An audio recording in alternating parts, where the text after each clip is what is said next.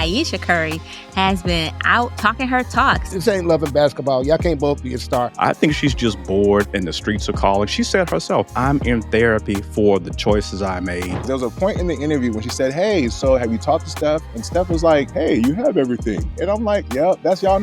At the time, she said she wasn't ready. And I think it's okay to admit when you're not ready for something emotionally or physically or mentally. Is it once a hoe, always a hoe? Sometimes people want variety. I don't think there's nothing wrong with that. When someone do have a hoe phase, it's literally just because they're trying to reclaim their sexuality and being sexually free. I do not think it's a rite of passage. People like to have sex. They like to have sex with different people sometimes. And I don't think that makes you a hoe. The hoe phase suggests consistent action. Cam is serious. He does have a full-blooded questionnaire, and he needs references. He want to know if his woman is now within that 20 that was passed around. At a certain point, I think you age out of it. Just enjoy your life. I can go out there and have 1,000 bodies and want to find a woman who has none. And depending on my station in life, I can still get it. Welcome to yet another episode of the BLC Pod.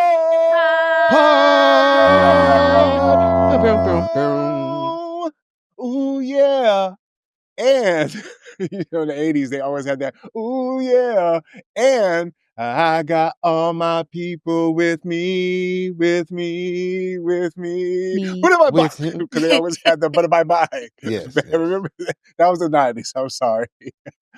I forgot the decade. But listen, before we get into my people with me, pause. If necessary, don't forget to like, subscribe, follow, and all that good stuff. I heard y'all are getting chippy in the comment section. Is that right, S&M? At least that's what I heard. Y'all talking that talk. Yes, indeed. I love it. I love it, though. I'm like, keep giving it to us. We read every single comment. We may or may not respond, but we definitely reading them.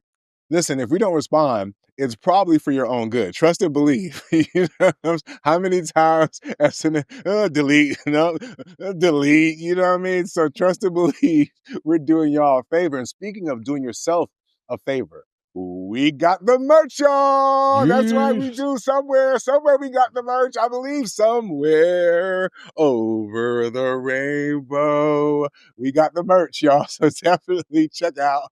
And we even got ads now. Emotional ears, womanese, toxic. All of that is going to be available if they're not already at the blcstore.com. Speaking of having my people with me, my partner, them, S&M Jones is in the building. S&M Jones.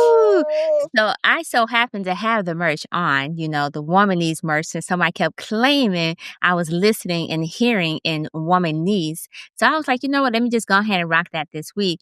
But at the same time, I also want to give you guys a shout out, i.e. those couples or men who are afraid to get married, because it turns out that while the divorce rate is about 50%, there's a 15% return on investment, apparently, i.e. couples who come back and reconcile after divorce. So that brings that number 50% down. Look at that. Look at God. Marriage still working out. Silver lining. You heard me? Where's your notebooks at? You just see what I did. Speaking of notebooks, that sounds very educational, professorial even. Jay, what's happening? What should people be taking note of today? You know, thanks for that very thoughtful. Flourishes, you know what I mean? Yeah, no, it was very thoughtful intro. It was. I appreciate that. I think people are taking note of the holidays, man. I'm looking forward. You know what I mean? I'm not the only one looking forward. I see in the mall, they got Christmas decorations and stuff, but I'm also looking forward to like what's going on with the travel situation, man. I might have to get some entertainment in town or something. It's crazy.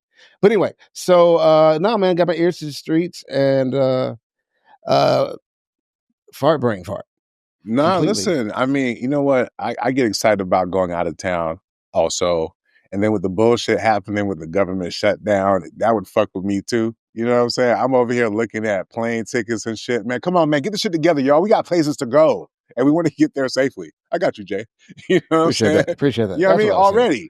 Now, I mean, we might be even headed to the same place, but don't tell nobody. Speaking of not telling nobody, there was a bad correlation there. But Delvin, man, what's happening? What's good, man? Listen, I'm ready for holidays, too. I put my Hello Fall sign out, even though it's still hot as hell here. I'm just mentally preparing myself for the month that fall shows up. Not the day, but the month. So at some point this year, fall will show up. But listen, I was going through the interwebs doing my show prep, and I found out that my favorite rapper, well, not my favorite rapper, Jay Fizzle, he's going for the record. He's got 34 kids. Well, he's got 31 that are here. He's got 3 on the way. So why procrastinate when you can multitask? People who say multitasking doesn't work, it works. And he's doing the damn thing. And you know what? I think all 30 something of his baby mamas are happy. I'm not sure how many he's got overlapping, but he's doing his part to correct the decline in the birth rate. So you guys, easy on my man. He's doing his part. He's 34 in. You guys are like maybe 2 or 3 in. So you guys got to pick up. Jay Fizzle is making y'all look bad, man. Do his thing. He's doing his service to humanity. Shout out to him. You know, when we talked about this in the pre-pro, I didn't really give a fuck. But once you framed it that way, shout out to Jay. What's his name? Jay Fizzle? Jay Fizzle. Come on, man. Jay You got Fizzle. Jay Fizzle on your rotation on your Spotify, man. Come on. Nah, it's not. You know what I mean? But listen, I only got 1 kid. You know what I mean? I'd be feeling bad, like, damn, I should have had at least 2 to replace us. And thanks to Jay Fizzle, I mean, he got more than enough. You know what I mean? You're good, man. You can take a day off. Yeah, like, I appreciate you, Jay Fizzle. But you know, that's actually a perfect segue to what I was going to talk about. Speaking of kids, right? I had the most inappropriate thought, you know what I'm saying, the other day while being grateful. You know what I mean? Like, I was sitting there thinking about my son. And I look at him, man, y'all, I ain't gonna hold you. I love him. You know, is this what parenthood is like? Oh my God, like, it is weird because I look at this little nigga, I'm like, oh my God, I love him. And the first thought that I had was, whew, I'm glad he's cute. Because I remember the fear I had before he was born. I'm like, ooh, hope he's healthy. Everybody wants him to be healthy. But can he be cute too? You know what I'm saying? Like, I figure between him and me and his mama, woo, you know what I mean? We had a good shot. You know what I mean? Can he be cute? Can he be smart? You know what I mean? And he's all those things. I just didn't want him to be like deformed or. But the thing I was also thinking of, because we be thinking about. I'm probably gonna. We all think about it. Beat that because I was like thankful that he was not those things, and I was like, oh, right. I don't know. Sometimes my gratitude is fucked up. The other thing I also about kids is that when you look at them, they remind you of you. They show you like you almost as a reflection because they don't have the filter. So when he does certain things, like, where do you get that from? And then my wife will look at me like, nigga, are you for real? Like, where do you think he got that from? You know what I mean? I threw a whole fucking tantrum at the doctor's office the other day. Because I didn't eat and I didn't sleep. Now I know why he be throwing tantrums at the daycare. You know what I'm saying? I have a new understanding with my guy. That don't mean nothing about nothing. Listen, let's talk our talk. What are we talking about? Well, listen. I mean, I love him and I love me through him. You know what I mean? It's just this weird relationship thing. But go ahead. Yeah, we're all working to be better parents, man. Don't beat yourself up. I think I tell my wife, I'm making it up as I go. But the other person who is not making it up as he goes, his future is planned out for him for the foreseeable future. Our man Diddy, the sentence came down. He got sentenced to 50 months. That's better than 50 years, I guess. So, he got to pull out all the strings. Of course, he was not happy about this. He reached out to Trump. Trump's like, a lot of people reach out to me. I'll look into it, which is a soft no. So, it could have been worse. They got him on 2 counts of trafficking for, relations. And I did a little digging. He should get time served off. So he'll serve I think he's been in prison 13 months, I believe. Still not cool, but, better than 50. So some people are saying, look, if he'd been a regular person, if he didn't have the resources to fight this, he would have gotten a lot more time. He'd have gotten a book thrown at him. So there are some words of 2-tier justice. So you guys think the 50-month sentence is fair, or is this a 2-tier justice system thing? I think that 50 months, let alone anybody even breathing 50 years for somebody carrying or bringing in a sex worker is wild. Okay, I think it's wild. I think if these are the charges that he's being tried for, right, and this is what he's found guilty of, that's 50 months. I think he was sentenced for his character in addition to being sentenced for his crime. And we got to decide if, even in our pettiness right now, we want to be that kind of society. You know what I mean? That we just want to jump down on a person because we just don't like them, even though we let the justice system run its course. You know what I mean? Do you think he However, got sentenced for the freak offs? I think he got sentenced because the public hates him, right? They have been told he's a monster, right? And so I think that him asking Trump for the pardon is like, no, dude, no, you did that all wrong. He did it all wrong. He should have applied to Trump's presidential library, made a donation, done it in the back channels so Trump could seem like it was his idea, because we all know he loves his own ideas. And then he could have done that. It would have been smooth, and he might would have gotten out. But now Trump's got to take a stand because the very people that he wants, Trump probably has a friendship bracelet on his left or right wrist that says WWCD. And yeah, you can figure out who the C is. It ain't James T. Kirk. It's a little bit on the nose, huh? All right, man. So I've said enough. Y'all go ahead.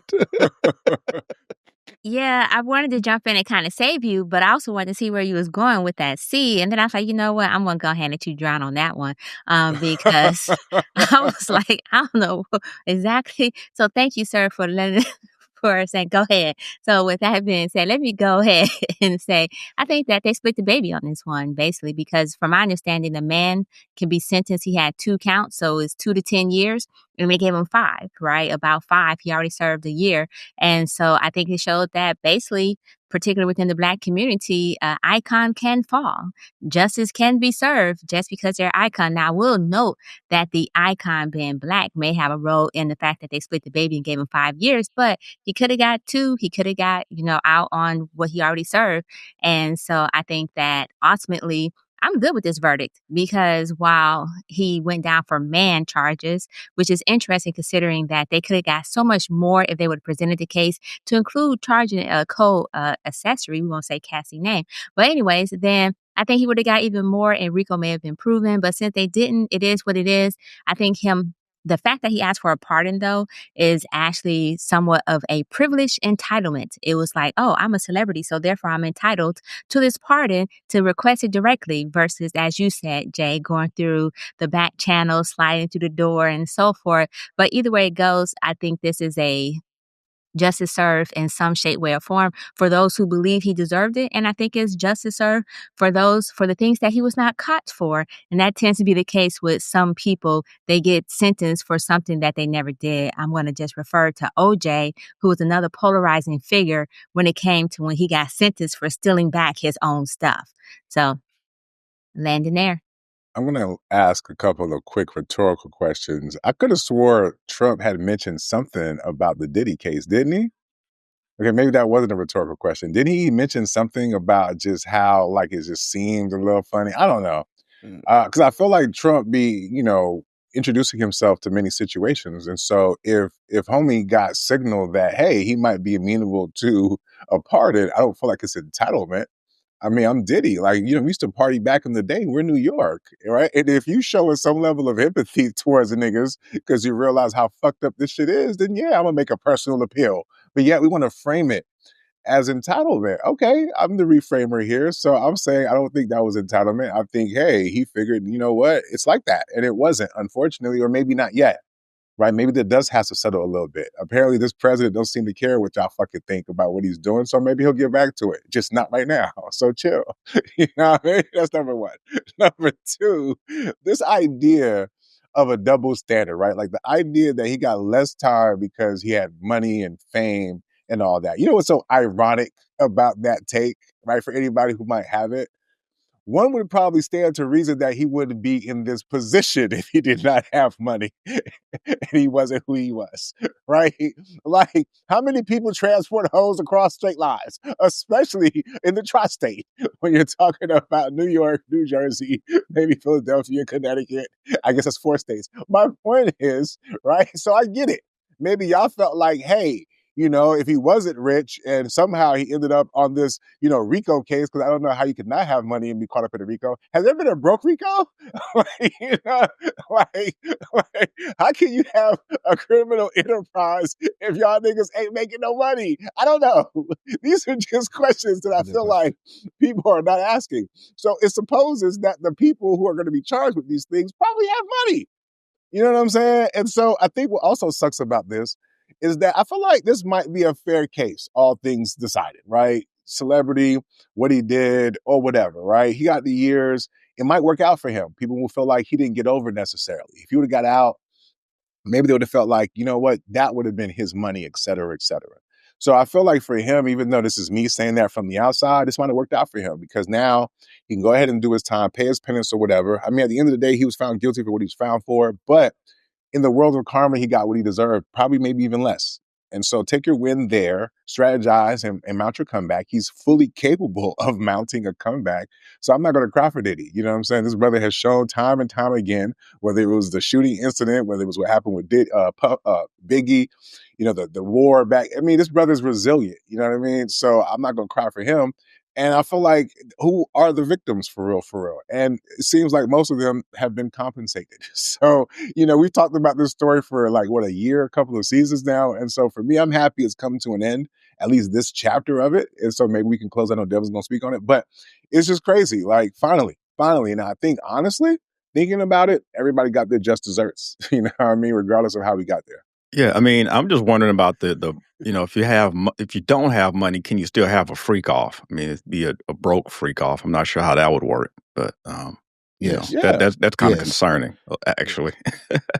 Yeah, listen, I think this is probably fair. They put a lot of stuff out there, try to get it to stick, but this is what they landed with. To me, some of the flying them out for reasons of prostitution. I mean, you still kind of get into, is flying your chick out to clap her cheeks, is that prostitution? Like I don't know, but I think the salaciousness of it and the tainting of Diddy in the public eye, I think that played a lot into it. I think this is probably the best he was going to get, 50 months. And then you do time served. So even if he wanted a presidential pardon, usually that's done at the end of a term. So I'm not sure if in that amount, I don't think Trump will even be in office, but maybe he can get him on the way out. But I really don't think Trump would spend any political capital pardoning Diddy in the middle of his term. I certainly wouldn't, and I'm just a regular guy, but what do I know? 50 months, that's the best he was going to get. So he's going to have to take that and spend it in solitary because he's still probably a marked man. So good luck, Diddy. I love that. He's going to have to take that. Well, you know who's not taking much? Or maybe Steph Curry is taking something because Ayesha Curry has been out and about and talking her talk. So apparently she was on an episode on another podcast where she indicated that she was not ready for marriage. As a matter of fact, she went on to say not only was she not ready for marriage, she wasn't even expected to get married, and that she had her own dreams and goals and ambitions. She had her own career plans, and all that was derailed once she got married. So I'm interested in hearing you guys' thoughts in regards to, is this another fair or foul on Ayesha Curry's part? Is there some type of credibility to her statement that she was basically robbed as a young woman when she decided to get married? Now, that wasn't exactly her statement, but that's pretty much me paraphrasing the conversation that came out of there. That's why I said that was just me paraphrasing some folks' interpretation of what was said. So where do you guys start on this? I think that it tells me that she's tone deaf. She's tone deaf and she's out of touch. And I said it because there are countless people who look at her and say, girl, if I had to walk in your shoes, you know what I'm saying, the sacrifices I would make. Not even knowing the sacrifices she's made. I'm sure she's made sacrifices. But for her to hop on this, I want to make myself a victim for some clout and attention. Oh, look at the ifs of my life and what I could have done. Come on, ma'am, sit down. People have real struggles right now. And this is what you're doing with your time? We're supposed to care that you somehow have found enough time in your not busy life, right, to think about all the things you could have done as you sit in a place of comfort, right? As you stop. Matter of fact, the fact that you got time to post this on, y'all get the picture. You've seen her post. So no, I boo her. Boo her, ma'am. Listen, this ain't loving basketball. Y'all can't both be a star. And if it is, we're at the end. We're at the part where you're sitting on the sideline with the baby. It's not a sexist thing. It was a dude the first time. I'm just saying, sit down. This is not about you. Yes, your daughter got some shine. She had a little more charisma. Okay, let's wait for her to come up. Why don't you go back home, right, and train her, get her on that blue IV training plan, whatever they do, to get her to be ready to be a star, okay? Right? Because you need to sit down. She's doing a lot. She's doing the most. At the heart of my point is I think thou dost protest too much, ma'am. I don't know what you're complaining for. I really, really don't. You're doing well. Go ahead, y'all. Listen, I think this is still building on the last interview she did, the Red Table Talk. I think she's lamenting not being outside. And listen, I can understand it to a certain degree. You know, you got married at 19, which for the record, I think is the right way to do things. You know, getting married young, having all your kids, and they all have matching last names. Shout out to her for that. That's a beautiful thing. And you know, managed to bag, of course, she didn't know this at the time, one of the most legendary basketball players of all time. As far as we know, he doesn't have any scandals. He's got no holes. He loves on you. He goes to work and he comes home. You guys go on vacation. I don't know what Steph is actually preventing her from doing. If she wants to do cooking, a cooking thing, even if she wanted to go back and pursue her acting career, I don't think he's stopping her from doing that either. As far as I know, she can take all the acting classes and lessons that she wants, and she doesn't have to. Who's going to say, "Oh no, you're not right for this part"? I mean, you're Steph Curry's wife. I think some of that is what she resents. Like she didn't get it out the mud and build everything, on her own. So what? Listen, if my wife wanted to, I'm going to support her in whatever her endeavor is. I'm pretty sure Steph is not going to say, "Oh, okay, you want to go get your master's or go to cooking school? Okay, cool. Or open a restaurant." I'm not going to fund it or finance it at all. You go start a GoFundMe or crowdsource it and get it out the mud and figure it out. So that way you can say, you did it by yourself. I'm sure if given that choice, she would say, no, Steph, give me the seed money to start my business. So stop it. I think she's just bored and the streets are calling. She said herself, I'm in therapy for the choices I made. You didn't want to be a mother and I wasn't ready to be a mother. I think those are two different things. Nobody's ever really ready to be a parent. I don't think, hell, I'm not ready. I told you guys, I'm just making it up as I go. I think she's bored and she's trying to find some direction, and this is her outlet. I don't even really have an issue with what she's saying. I have an issue with where she's saying it. Even if I thought these things, I wouldn't get on, any podcast and say, listen, I got these issues with my wife or whatever. We're going to handle that in the locker room or with a, therapist on the couch somewhere with my feet up. But yeah, long story short, I think the streets is calling, and she's going to do another podcast that's going to build on the first two, and we're going to get even more clarity that she wants to be outside. That's my take.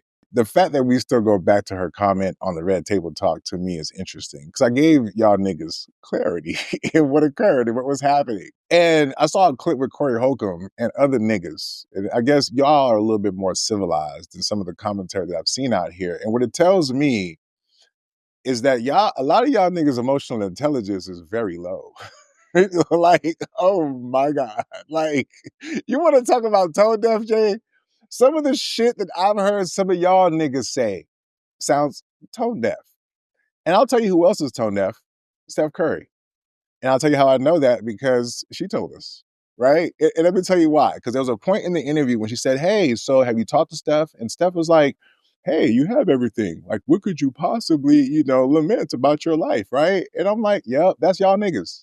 You know what I'm saying? Like, that's y'all tone deaf, low emotional IQ, intelligence having ass niggas, right? Like, how you gonna pluck somebody at 22 and not expect some kind of blowback? Y'all just wanted to be perfect, huh?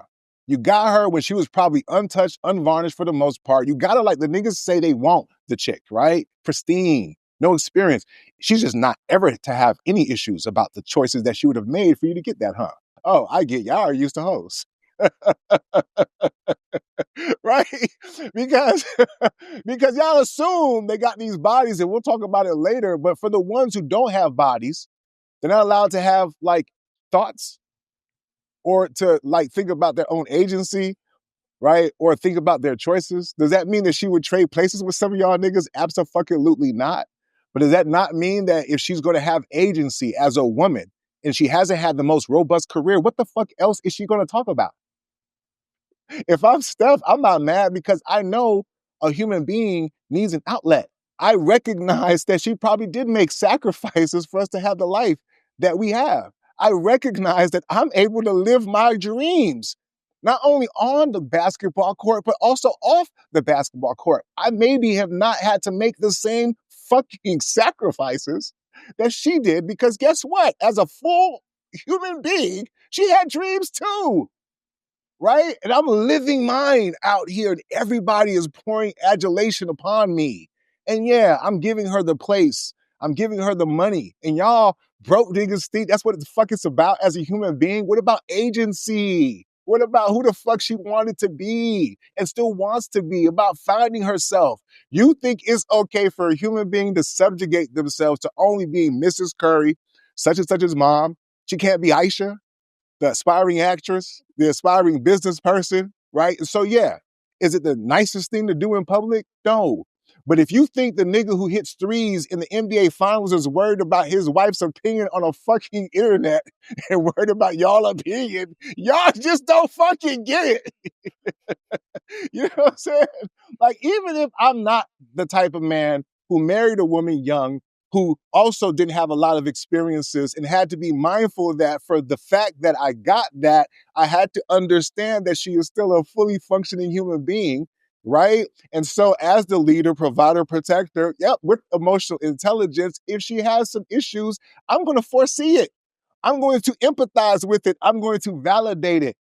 You dig what I'm saying? Not be on some, well, why would you be upset when I've given you everything? Nigga, this ain't about you. It's about her. She's allowed to have an about her. And so for all y'all niggas out here who don't even take the time, I can see why some of y'all, I'm going to just shut my mouth, right? But I think as a man who not only wants a certain type of woman, but also sees himself as a certain type of man, y'all are off fucking base. You know what I'm saying? In my humble opinion.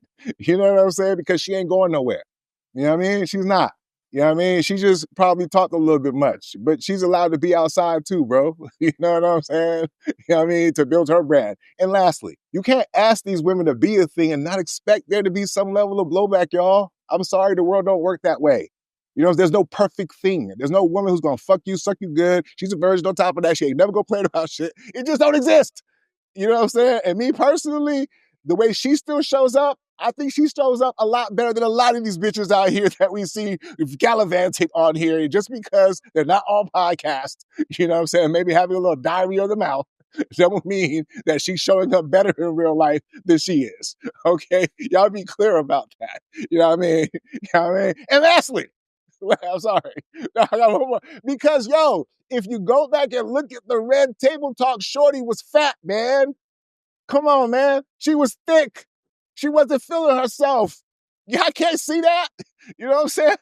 Come on. Y'all can't give her no grace. Like, y'all old lady ain't gained a couple of fucking pounds, and y'all ain't say shit to her. Yes, man, you look good in that dress, lying ass nigga. You know what I'm saying? You can't give her some grace? What are we talking about? Go ahead, Chanel. Okay. So, first, I'm just going to go ahead and co-sign on all of that. And the reason why is because I think the reason why a lot of people were upset was simply because her statement challenged the myth that marriage automatically equals fulfillment for women in particular. And so it's like, oh, you got the ring, you got the husband, you got the 2.5 kids and the dog and the picket fence. You should be fulfilled. And that's not the case. It's not fulfillment if there's other aspects, as she stated, her goals, her dreams, and so forth, was left unfulfilled because she chose to raise her kids first and foremost, and therefore it didn't run concurrently with what she wants to do. Now, I think that her expressing herself was, so the first time when I heard the red table, I was like, oh, this is a bad look. But then for this one, as she continued to expand, I said, you know what? She's actually speaking for all the women who, and I'm saying all because there's a lot of women who married young. I'm one of those. I married young and I had my goals, dreams, and ambitions. And just like Nick stated here, there probably was some tone deafness on Steph Curry's part because there may have been a reason why she felt like she couldn't have pursued her own dreams and goals at some point. And this may be the time where she is pursuing it because now she has the flexibility to do so. Now she has the willingness to do so. And so I think that ultimately we're told, and it's really funny, is that society has set it up. So it's like the marriage is the be all, end all, without recognizing that this person got married when she was 19.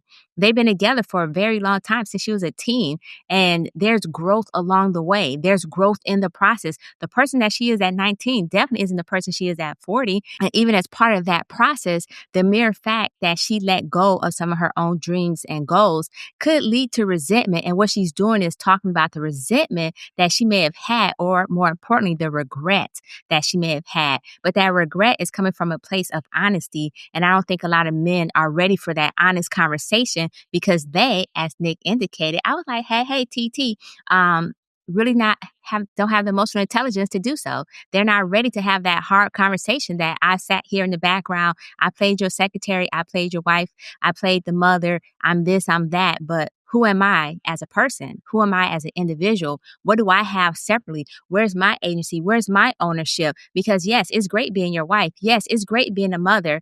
But what do I have for myself? What is my identity? And that's what it sounds like she was searching for and looking for in this. And like I said, I married young myself. I've been fortunate that along the way, there hasn't been too many impediments, but it still was a growth process, right? I got with my husband when I was 19 also. We got married when I was 21. And it was a growth process along the way on his part and my part because we both were young.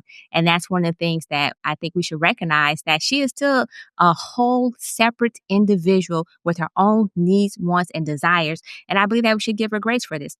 Now, as far as her speaking so much on this topic recently, it could just be the time that she's in. She now has the time to do so.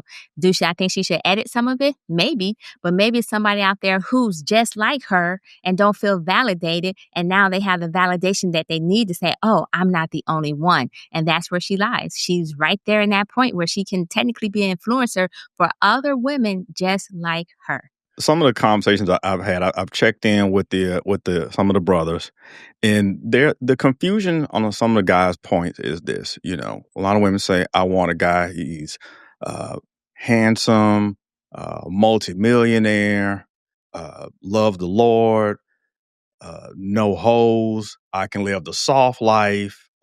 It's not Ayesha Curry is not scrubbing baseboard. She's probably got 2 or 3 maids. She's got a chef. So he is the quintessential unicorn mythical nigga that women say they want. So the brothers, what I'm hearing, they're saying, well, what else is there? What else could I do to help you be fulfilled, to move you forward, to make you whole? Because he's the mythical, godlike super nigga Jesus that women say they want. And that's still not enough. So that's what the point of confusion that I'm hearing from some men. So basically I don't think she's actually complaining about her situation. I think she's acknowledging the growth that she had experienced because at the time she said she wasn't ready. And I think it's okay to admit when you're not ready for something emotionally or physically or mentally. And that's what she was doing, was admitting that she wasn't emotionally. She was acknowledging her past and now speaking to her future. And so what you're saying is the end result versus the time that happened. So when you guys are saying, well, you have this now, but what about when they didn't have it? What about when he was up and coming? So I think that's the part that a lot of men are forgetting and missing. But most importantly, all she is doing is acknowledging where she was, where she's at. And maybe this is her diary of the mouth, as someone mentioned earlier. Perhaps this is a way of her getting her agency back because there's other things that she can use this to pivot towards and for if she's launching her own brand. So let me help those brothers out, right? Because what I heard them brothers say seemed to come from an I-centered place. And my brothers, this ain't about you. You know, and it's weird because I don't know if I should have to tell you that. There are things that your partner is going to go through that's not about you, right? So if everything that she's going through is about you, I can see why it would be hard for her to talk to you. And if it's in the prism of that, oh, I gave you a house, or I gave you a life, I made a soft life. What the fuck does that have to do with how I feel about me? And what I did for myself and what I wanted to be and who I wanted to be. So those brothers, when you talk about, well, what I hear is fear. What I hear is concern from those brothers, right? Like, oh my God, I'm gonna do all this stuff and it's still not gonna be enough for a woman. Nah, my brother, maybe you ain't found the right one. It's gonna be enough for the right one, right? Just like it's enough currently for Steph. Y'all using him to talk about your own insecurities about a mythical woman that, number one, you'll never find, and a position that you'll never find yourself in, right? What you're really just talking about is your own insecurities, and you're using this and you're using her. And we do it all the time. I even coined a phrase, right? Like we use these people as avatars or whatever to talk about our concerns. We don't know these people for real, right? So she is still living the dream. What dream is she no longer living? Right? She's having a fucking conversation on a podcast, right? And so then we'll dissect it. We're not dissecting her for real, because we don't know her life. What we're doing is dissecting ourselves. That's why I started off the way that I did. We show our inability to think beyond our own childish and emotional needs. She's still sucking that nigga dick. She'll still show up as a wife. He's probably not missing out on anything, fellas. Hate to break it to you. You get what I'm saying? And when you're at that level of life, you have people talking about you. You shake it off, right? But some of y'all are just showing your insecurities. So it's okay. Once you admit that, then you can deal at the heart of it, because maybe you have some things that's not about her that you should deal with, right? And that's how you kind of help a relationship move along, because there's going to be ebbs and flows. And sometimes there's going to be things that bother you that doesn't have anything to do with your partner. And hopefully they give you the space and the grace to deal with it. You know what I'm saying? Hopefully that helps somebody. Anybody else want to fight back? Anything else I can help these niggas with? Okay? Because no. And I'm gonna say this last thing before we transition. You can't ask for a thing and not expect for there to be something that comes with that. You know what I'm saying? Like Shorty was young. She's rare. Most of y'all are not getting married in your 20s. But for some of y'all who are going to make that choice, and for some of y'all women out there, this is in front of you. You have to navigate dealing with how do you feel about yourself and your identity. I think it's great that she actually did mention it. At least hopefully if she provided some productive ways for women to deal with it, because guess what? We want women with low body counts. We want women to get married early and shit, like, don't we? Isn't that what niggas say they want? And if you want They say that. So, yeah, bro, if you snatched her up early, she might have some little regrets.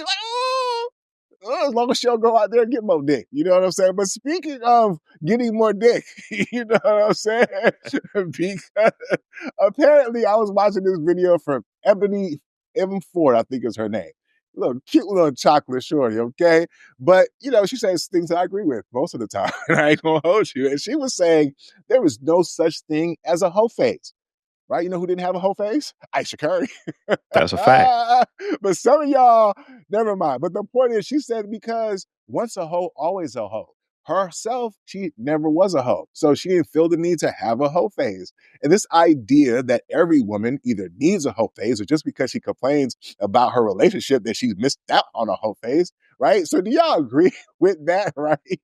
Do y'all agree that, number one, does every woman have a hoe phase? Do most women have a hoe phase? Should they have a hoe phase? If not, oh my God, they're going to end up like Ayesha Curry, wishing she had a hoe phase later on in life, right? But if she did have a hoe phase, does that mean she's still a hoe? Is it once a hoe, always a hoe? What are your thoughts?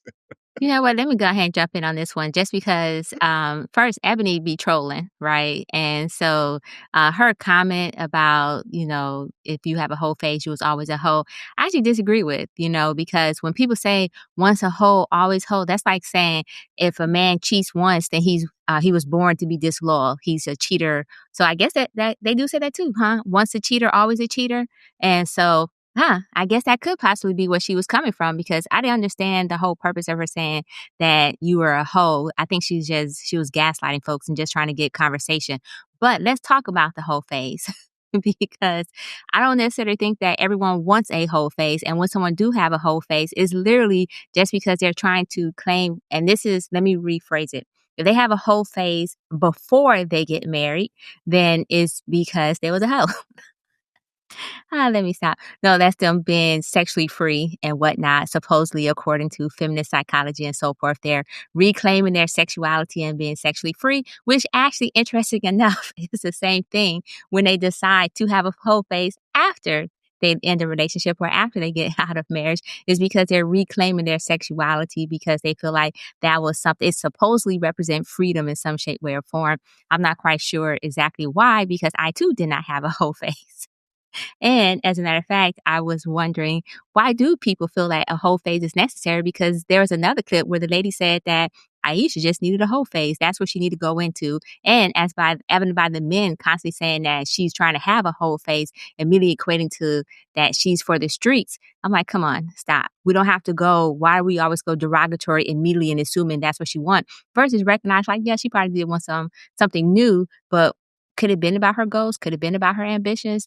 And so I think that people, especially this woman who's trolling, in my personal opinion, they want women to be sexually free, but they don't want their woman to be sexually free, right? Which makes sense because you don't want a whole lot of snakes in your garden. But at the same time, who the hell keep creating all these hoes, right? If you don't want hoes, then stop creating them. Nick's like, I don't like this conversation. Creating hoes. Go ahead. Yeah, I'm Go just ahead. saying, from what I understand, men be like, oh, we can't be hoes because we're hoe makers. So if you're a hoe maker and you don't want no hoes, then stop creating the damn hoes. But anyways, I might have went off topic a little bit. All I would just say is this. I think that the whole phase is ridiculous in regards to how it's framed. I think we should reframe it as just, and stop shaming people for being sexually free. If they want to be sexually free, let them be sexually free. And if you choose not to marry that person or give that person because they're sexually free, then that's your choice. There's plenty of women out there who are not as sexually free as those women who are. So I'm just saying, choose your poison. And I will also like to note, there's a lot of hoes out there that are wiped up, by the way, but they cleaned up their image. And that's why they wiped up. The rebrand. And they moved to Phoenix. Then became a pastor's wife. I'm just kidding. Oh, too soon. That sounded so specific, but go ahead. Oddly I was thinking specific. that. You know, I know some people, but no, listen. So, is a whole phase just part of your character, or are you going through something? Right? Is it expression of your freedom, or is it like trauma, or is it response to trauma? Now, the real question though is, how are we characterizing our hoes? Are you a hoe because you want some OPP, you want some new, new? Are you a hoe because you need some action on a regular and you just like, you know what I'm saying? Is that the level of hoedom that we are speaking of? I mean, I hate to quantify it, but I guess it's the kind of person I am. So I have to, if we're talking about you just want some new, right? Then, I'm no psychologist, so I don't know. But sometimes people want variety, right? And if they're not, if you're not hiding your pain, right? If you just work, you know what I'm saying? Like flexing yourself, expressing yourself. I don't think there's anything wrong with that. I think, so women, maybe it's not a whole, maybe it's a whole phase. You go in of it, you come out of it, in of it, out of it. You know what I'm saying? Sometimes you feel like a hoe, sometimes you don't. You know what I mean? And that's okay. It's okay. Because, just because you were one thing at one time doesn't mean you're that thing all the time, right? Now, if you're that thing, every, Valentine's Day or between, December and February, then, maybe you're seasonal hoe. And that's okay too. You know what I'm saying? And now that I think about it, there's space for that in this big old world. But yeah, it's a whole phase of thing. It's definitely a thing because I've seen people move out of it. And I've seen people I've seen people move in a way that says I was never a hoe before. I once thought, because I was a guy who was looking for hoes. I was. All right. So I once thought I found a hoe. Right. And turns out she was in a hoe phase. And I was disappointed because at that point I was looking for a hoe. So it does happen. It is a phase. It comes and it goes. Yeah, I mean, I think it's a thing. I don't think it's necessary. I don't think it has to happen. I think the whole phases, quote unquote, that happen later in life are much more demonic and diabolical than the ones in their 20s, the early ones. You have not lived till you have seen, as Jay pointed out, a post-divorce 40-something whole phase. That is some wild stuff. But you know what? Having FOMO, that's a human thing. I don't think it's so much indicative of a whole phase. You're curious about, like we talked about, well, the what if, or what is that like? And sometimes people can live vicariously through their friends or family or some of these TV shows that they watch. That's a way of that FOMO kind of expressing itself. But I don't think it's built for some people in the long term or the short term. It's just doesn't really fascinate me. The novelty. It's okay. I'll look at it like, oh, that's nice, and then I'll move on. They don't have to live it. But does it find some people? Yeah, I don't think it's very necessary for a lot of women. Some guys wish they could experience the whole phase, and that's the thing. The people who complain about it probably don't get to experience it, and I think that's very telling. Just a little sidebar there. For every woman, I don't think it's necessary. It's not an essential part of living, like a rite of passage for being a woman. I'm not speaking for women, but that's just my casual observation. I do not think it's a rite of passage. And people like to have sex, and they like to have sex with different people sometimes. And I don't think that makes you a hoe. But what do I know? So, yes, I waited all this time just to disagree with S&M. You know what I'm saying? You ever have somebody speak and you're like, you know what, let me take some notes so I can remember and come Oh, that's back what you were scribbling? Yeah, that's what I was clever over guy. there. Because number one, comparing, cheating and hoe phase is not the same thing. Cheating may be a one-time thing. There may be reasons, as to why a person may cheat. But a hoe phase suggests consistent action over a period of time. Now, granted, a person could be in a relationship and then they cheat, right? But typically, depending on how long the relationship lasts, what we talk about, like 4 years, you might be in 4 relationships and cheated every time. Okay, fine, right? You're a cheater. But if you're a hoe, how many niggas did you fuck? You know what I'm saying? Within a short period of time. So, I mean, I hear the correlation but no, I'm sorry, I disagree with that. And then number two, this idea of creating hoes, I'm sorry. Hoes create themselves. The fact that you would say that speaks to how women just continue to lack accountability. Now, I'm not saying that you're saying this. I know that you framed it as, ooh, this is what guys say, I'm a homemaker. Of course, yes, we want to just take credit for everything. We knock the pussy out, you know what I'm saying? All these great things that we do. And yes, we turn it into a hoe, whatever. But the truth is, any real pimp knew she had some hoe in her. Okay, I'm kidding. Because, pimps know they could turn a girl. But the point so I disagree with you, S&M, on that, right? But as I was sitting here listening to y'all, what it sounds like to me is a lot of programming. A lot of programming. I was trying to figure out, and I'll get to that in a second real quick. I was trying to figure out how did I feel about this. Like, once you have a hoe phase, do you always have a hoe phase? And I'm like, you know what? Anything goes when it comes to hoes. I mean, right? Yes, she could be a hoe. What's a hoe? Always a hoe. That's possible. And in fact, I think that's probably a good chance, right? Because if a person's a drug addict or an alcoholic, can they just turn away from the drug and the alcohol? No, it's a lifelong commitment to saying, hey, I have a problem with this thing. I have to be mindful of it, and I have to consistently make sure I do not do this thing. Does that mean they're no longer an alcoholic? Well, maybe, I guess now you call it recovering alcoholic, but alcoholic is still in there, right? So to me, the truth of this answer lies in what is the wholeness rooted in, right? I think that's where the truth of the answer lies. If the wholeness is, I think, rooted in trauma or in character, then yeah, once a hoe, always a hoe. And unless that hoe, works diligently to hold back their hoe tendencies, hoes are your friends, hoes are your enemies, right? So, and sometimes, I'm sorry, and sometimes the enemy is within, and if she's willing to do the work necessary, she can keep that hoe at bay, right? But here's what's happening, right? Going back to the programming thing. What's happening is we have a culture where women are being programmed to think that they're missing out on something. You know what I'm saying? Like, I get it. You should have had more dicks, but women who've had more dicks will tell you, girl, you ain't missing much. At least that's what they're saying, right? You talk about how many orgasms they're not having, right? A lot of niggas ain't hitting it at the park. Let's keep it a buck. So a lot of women end up having wasted bodies, which is why hiding bodies is a thing, right? But somehow in the culture that we live in, it's like, girl, you're missing out by not having more penises. You're not.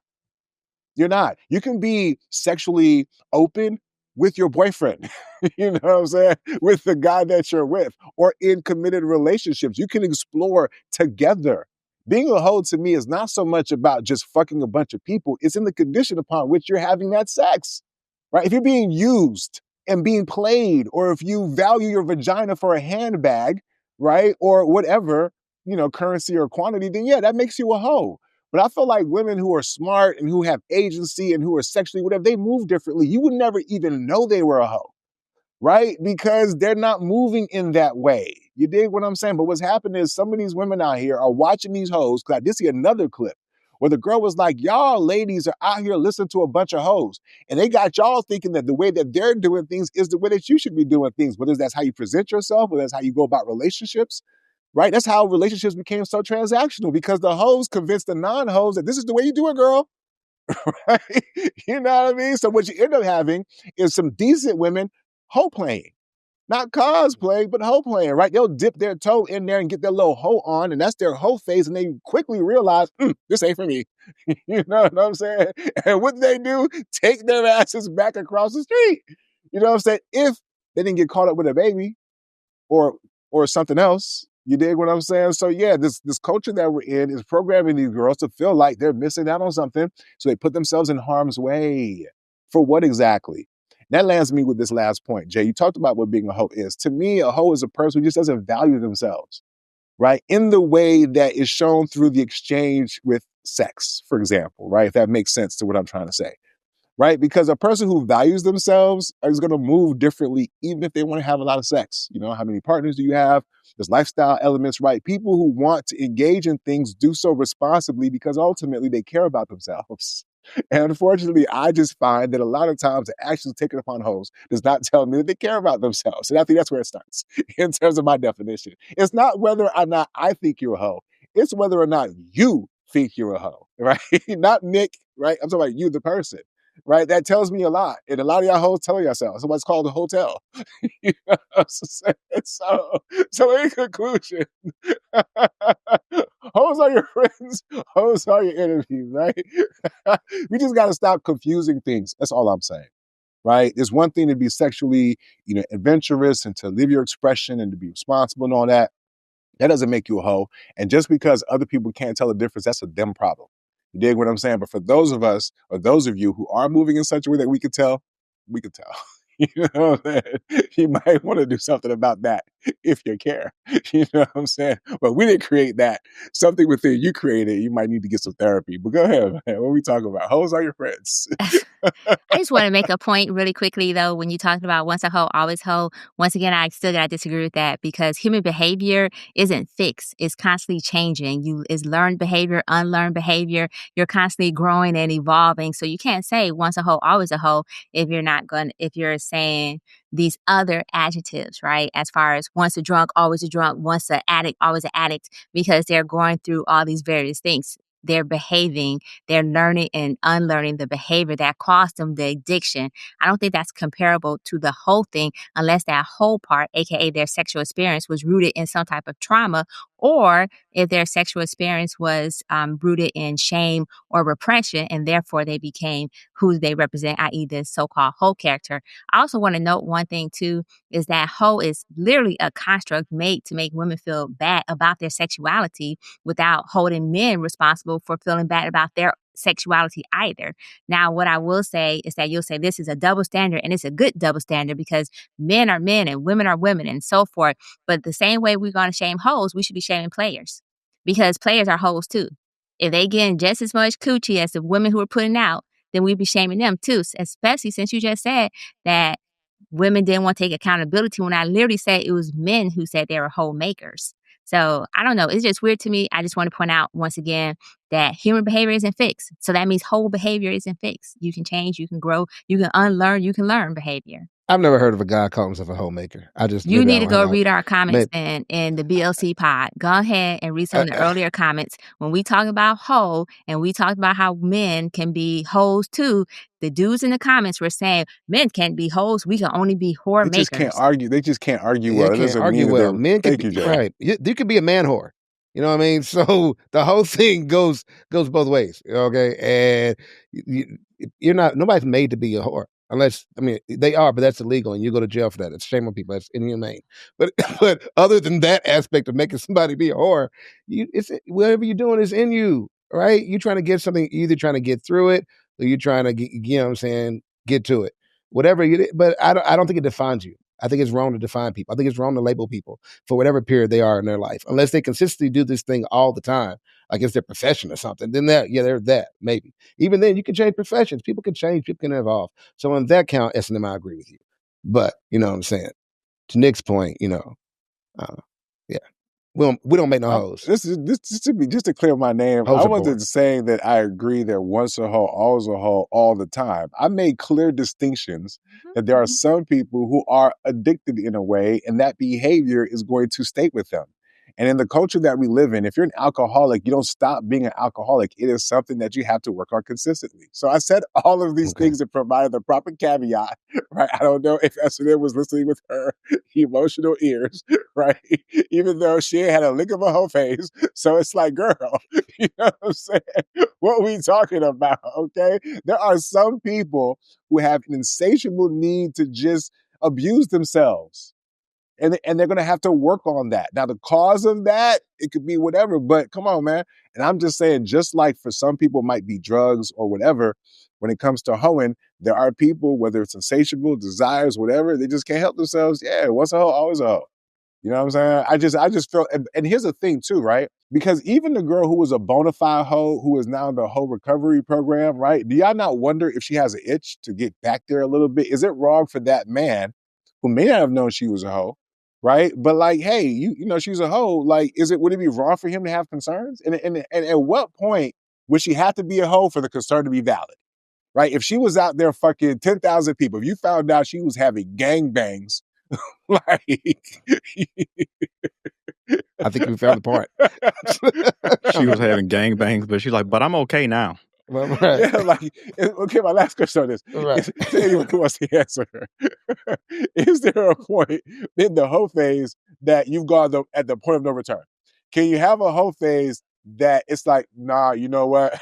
You just, or is it like, hey, or you can hoe buffet and then you can just decide to stop? Let's be honest. Can we be honest before we leave here? I think there's a statute of limitations on the hoeing. I think you have to have not hoed for at least like 90 days, 60 days. You know what I mean?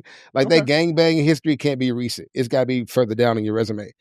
Like a bankruptcy. Like a bankruptcy. Eventually you got to age out. You got to let it roll off a little bit. Okay, you know what I mean? You can't be like, I was just last week, but I'm trying to do it right now. But I'm you got to age out of hoeing. So she can have 300 bodies, but if it's been 10 years since she had her 300th, it's like, okay, cool. As long as you straight, I'm good. Oh, yeah. Okay, gotcha. She still got skills. So, yeah, this is good stuff here. Okay, S&M? Okay, I'm sorry, so I never had a hoe phase. I was just agreeing with Jay to an extent where it sounded like he's saying you got to age out of hoeing. There needs to be a significant time frame difference. I can't speak to it, so I'm just going to trust. Listen, I'm gonna lay it up to your boy real quick because it kind of goes right into our next topic. I will say there is a point. Even for the most liberally minded person, there is a line. And while I do agree with Jay in terms of the statute of limitation, there's still a number. It's like murder. There is no statute of limitation. Like if your number is like misdemeanor territory, okay, maybe Jay's right. But if you killed 3 people 20 years ago, nah, I'm sorry. But I'm good now. Yeah, sorry. Go ahead, Delvin, man. My bad. No. Yeah, there's got to be some significant time gap between the whole phase and, you know, I guess when you decide, okay, listen, I'm going to hang up my spurs and go into church and get the big hats and become a deaconess, you know, because they say that's the final form of a hoe, you know, church lady. That's what they say. That's the final boss of being a hoe. Yes. Wow. Something that a man would want to find out before he invested some time, huh, Delvin? What do you think about that? Right. One of his 21 questions, he might ask like 50. You know, I got some questions for you. Yeah.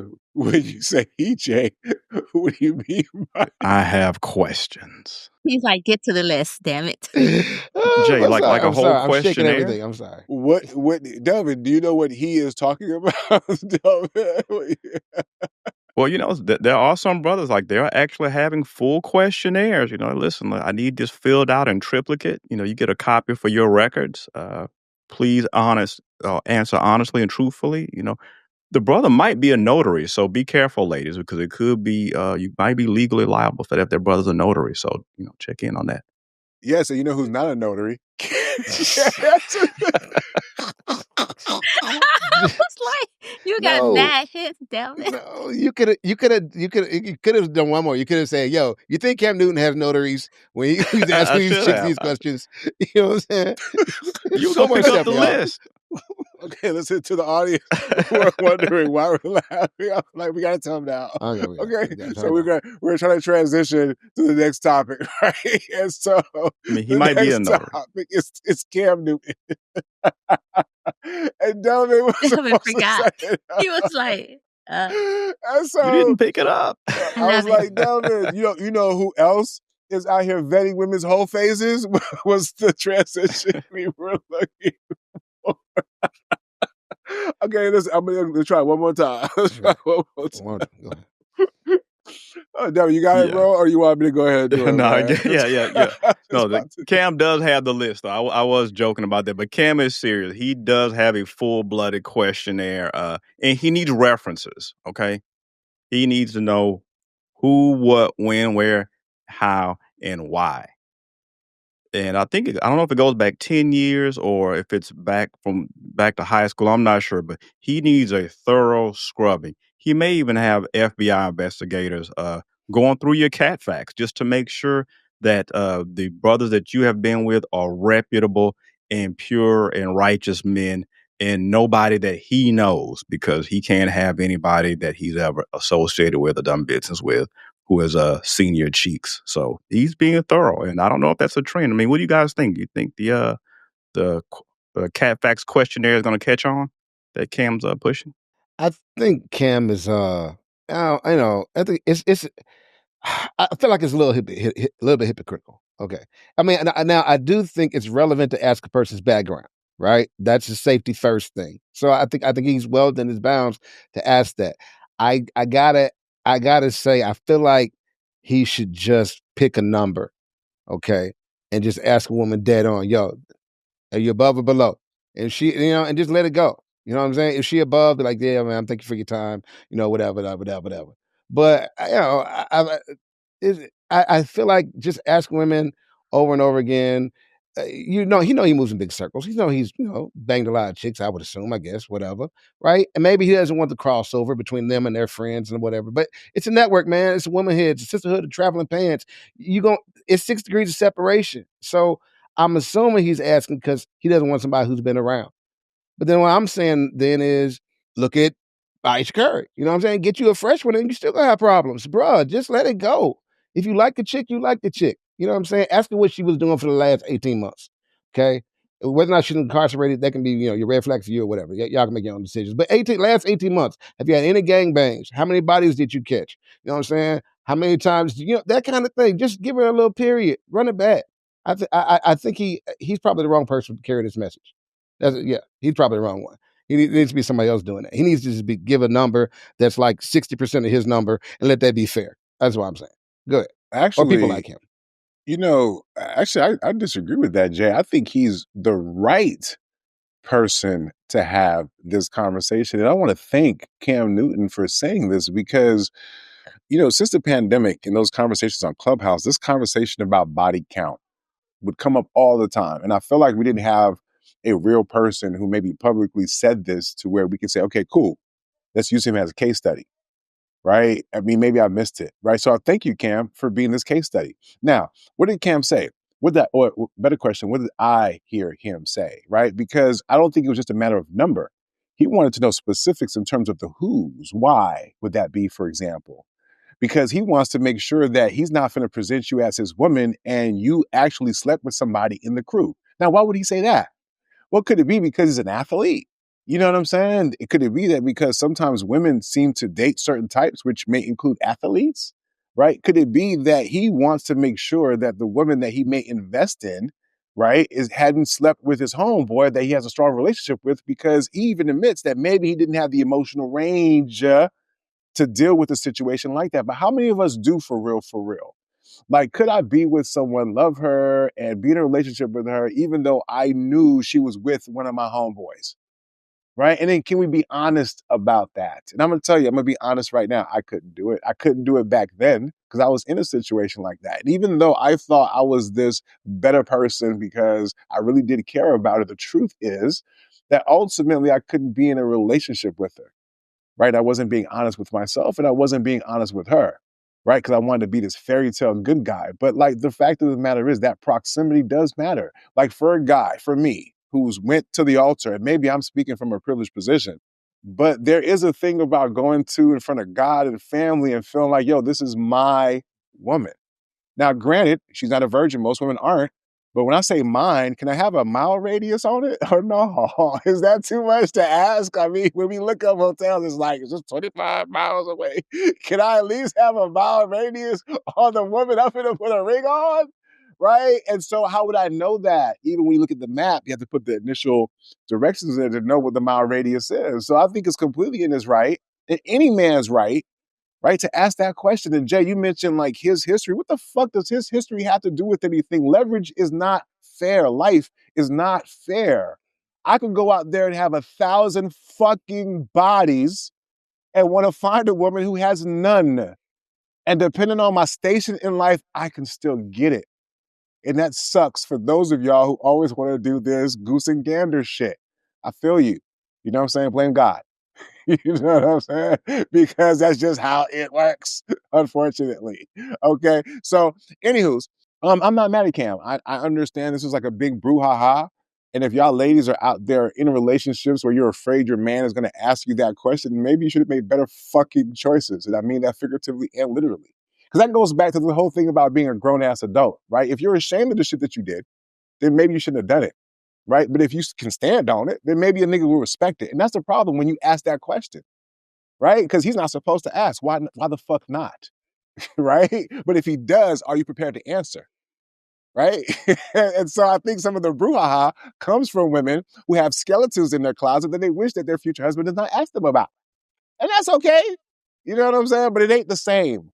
Right? He could sit there and probably tell you about his old hoes, and you look at it as old hoes. But if you told him about your old niggas, he would not look at it the same, and I hate to break it to you.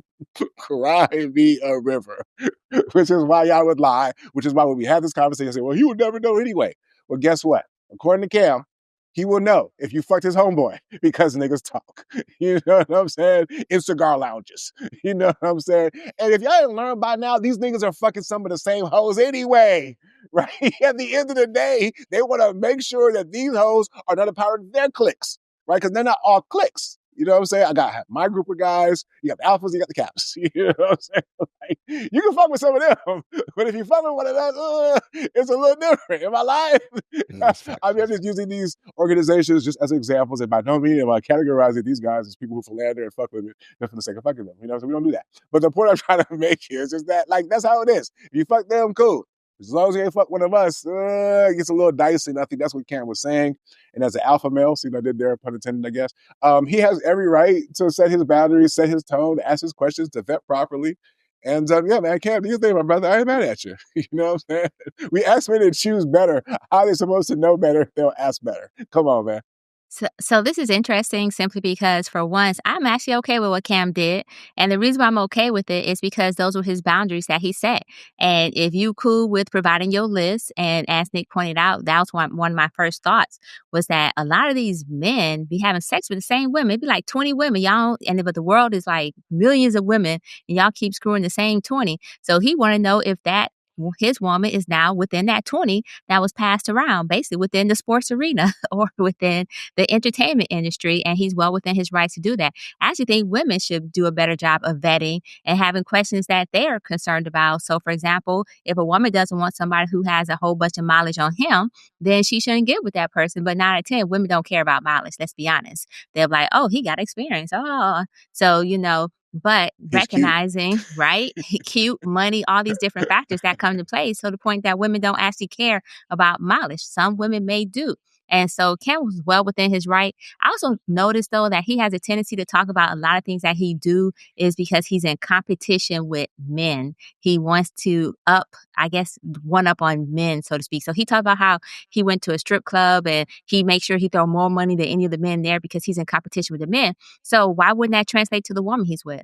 Why wouldn't it translate? He wanted to make sure that he's not in any competition with any man who's laid with the woman that he's laid with, because once again, he don't want to come in second place. He want to come in first place. So while initially when I first read about this list, I was like, this some more of that Cam bullshit, pineapple hat looking ass bullshit. But then I said, you know what? This is his boundaries and I respect this. I respect this because you know what else just happened? His womb warmer just dropped another baby for him. This baby number 9. They just announced it. And I was like, wow, look at that. And you know what? She filled out the list. As a matter of fact, that's how they got on this conversation because the person asked about, hey, I heard you had a baby on the way. And he like, oh, the baby is here. And it's fascinating because he's still looking for his wife. So while she readily and available provided that list, kudos to them and congratulations. Cam is well within his rights. It is what it is. I mean, in his particular case, I think, like to Nick's point, it does make a certain amount of sense. If you're going to date within the industry, and I've talked with guys who played in the league. A lot of guys who are athletes, entertainers, a lot of them are real goofballs in real life. They're just goofballs with good genetics. So they're not like natural ladies men, right? So they're passing around the same 15 or 20 women to S&M's point, right? So yeah, in that case, yeah, you might want to know who you've been dealing with. We've heard plenty of cases where they're dealing with their teammates or former teammates or just, homeboys. So that happens a lot if you're going to date kind of in the same social circle. Now, if you're really concerned about this, you go find a little chick from a small town in Louisiana where nobody knows her. You probably don't need to give her the list. You know what I'm saying? But if you're going to date within your social circle, within your industry, especially like in Atlanta or LA or something like that, they're going to all the same parties, hanging out with the same people. Most of those women, they're not going to date regular guys. They're not dating down. So yeah, I would probably want to know the list, at least just to cover myself, right? But if you're just a regular guy, I wouldn't worry about it. And past a certain age, I think Cam's in his mid to late 30s. At some point, I think I'm not asking a 45-year-old woman about her body count. That's just weird.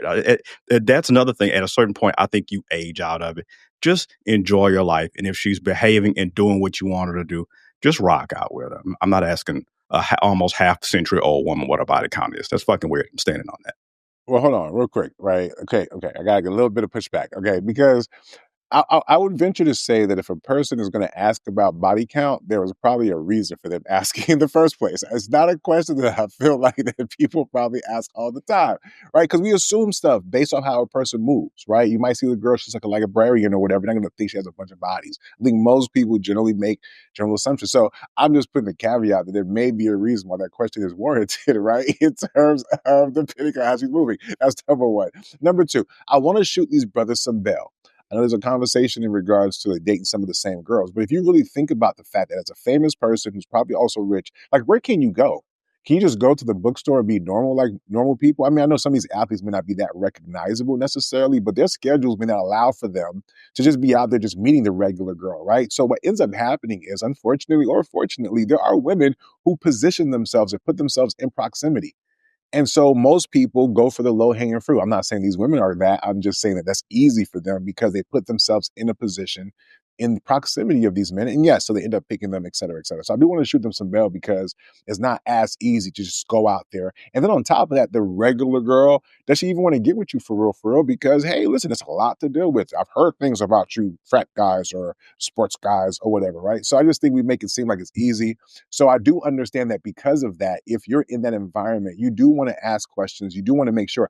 I don't even think it's so much a body count question. I think it's more of a proximity. Like, who have you fucked that may be in my radius? And that's important to know because I've been out here long enough to know that some of these same niggas are fucking some of these same girls. So I think that's completely legit. But if we're going to talk about like everyday guys though, too, I mean, yes, the body count question, again, if you find yourself having to ask that question, then maybe there's enough evidence that you already know what time it is. And I think if we're being honest, and this is what niggas won't say because we're trying to make it seem like we're too cool to be honest.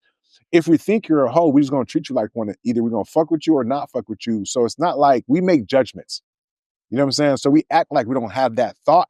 But in truth, a lot of us already make that judgment if we're looking at you that way. Some people may choose to ask the question. I don't necessarily want to make it seem like a nigga's fucked up for asking that question because maybe he feel like he might be wrong. And, and then if there's a chance for them to work through that and she's honest about it, then maybe they can move on. And here's the thing, like, I think people would also appreciate just honesty. I've met women who've been open and honest about their sexuality. And I found that a lot of niggas weren't necessarily turned off by that. Some of them were actually turned on by that to a certain extent. Now, granted, that may not be everybody, and it may be not necessarily for relationships, but you'll be surprised on how many niggas you can probably get to want to wife you if you sucking his dick amazingly. Like, I think that's the thing that's also not said. Because S&M mentioned about how sluts and hoes or whoever are still getting wiped up. You know how? And we'll talk about this a little bit later, is because they're draining balls out there. You know what I'm saying? like, it's like, oh my God, I found myself here. You know what I'm saying? It's right. So, Not the value that they're providing, but they're draining Listen, balls. Nick is right. You think you just going there for some for the throat growth, and the next thing you know, you guys are at the cookout with 2 kids. Like, how did yeah, I get here? facts. You know, it's just that you can't be throat goat with my homeboy though, and I think that's what gets That's right. lost a little bit, right? Yeah. It's not that you couldn't have had experiences. It's just that we're not prepared to want to deal with those experiences in our face. And if we're going to be honest, nobody wants like. Come on, are we going to be honest fast before we transition? Because we got the next topic, Jay. We're going to that. Are we going to be honest? Do you want to be like, oh yes, this is my woman, and you know one of your niggas hit that? Y'all feel cool with that? Like, I mean, I know there's different lifestyles here, but let's be honest. Can we be honest? Or no? You're right. And listen, real quick, I got to call the ladies out because I think they're not being honest about this. And well, that's the only one here. I'm sure, fellas, we've all had this happen. You talk to a lady at some point, and then you guys get to kind of exchanging background information, and you should be like, "Oh, I can't talk to you. You talk to my homegirl in the 3rd grade." Yeah, be some old stuff. Like, Everybody's everybody's got a line, right? Everybody's got something they won't budge on, right? They've got their non-negotiables. Yeah, You you know what I dated mean? my homegirl in the 6th grade. They do it. That's and them kind of nodded. I didn't know if she was gonna accept responsibility for that Oh, or not. no, I'm not accepting responsibility for them because the past is the past, in my personal opinion. And so the 3rd grade is, and you're a grown ass woman, and you're talking about 3rd grade, that's Talking her absolute blessings. ridiculousness. Well, look, it's like somebody said. I think Nick says a lot of hurt people, man. People carry their trauma and their pain. You know what I mean? They don't get over that 3rd grade hurt. You know what I mean?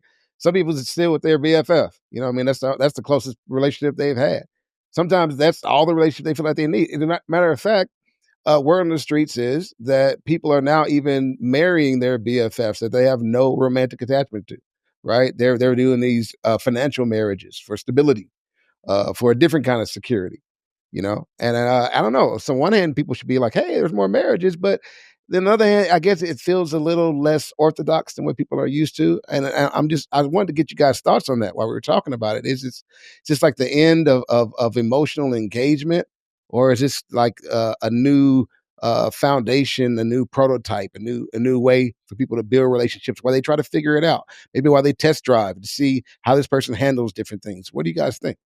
Well, listen, when I read the study, or it was, the clip of the study about how I think 25% of couples who were asked if they would move in together prematurely for financial reasons, how they answered in the affirm. And then I guess the people who did the study kind of, said that, hey, this could lead to some bad things. And so we kind of projected out, obviously, in terms of it leading to marriage. And so, at first, the inclination of a transactional relationship or even transactional marriage has had a very bad taste, right? Because we hear it all the time in regards to what's happening, right? Women are just wanting this for that. It feels tit for tat in the dating space. And so when I heard this, I was like, right? And I can see why there'd be some concern.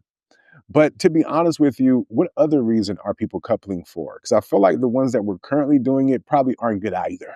Right. And I would think that if people were really thinking about their finances, it would suggest something about them. Right. Because, for example, if people are getting together for vibes or dick or because a person is cute, right, it has no bearing necessarily on whether or not that person is going to be a good partner, whether you can manage your finances together, build a home or a life together.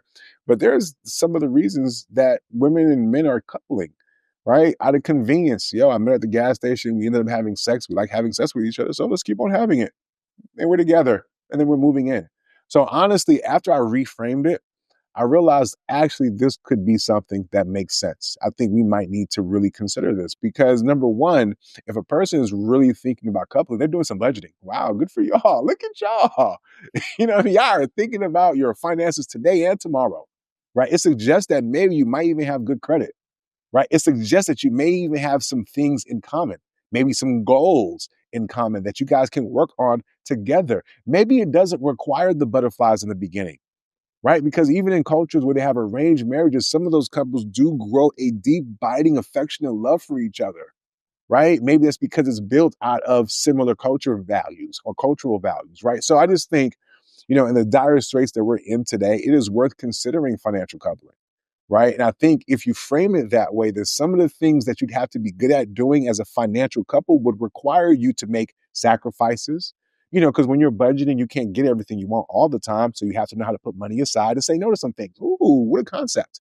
Right. Or plan, reach goals together. So I just kind of feel like, just as an exercise, if couples, even if you're not doing it for that reason, but if you put financial coupling at the very top, aside from the dick and the vibes, you might have a better chance of building a solid life together that may lead to generational wealth, right? So I get it. We're afraid of the word transaction, but I didn't necessarily hear transaction. I heard financial coupling, which to me speaks of an engagement that seems to be a lot longer than just a singular transaction, right? So maybe if we're thinking long term, there's hope for us yet, even though the experts say something different.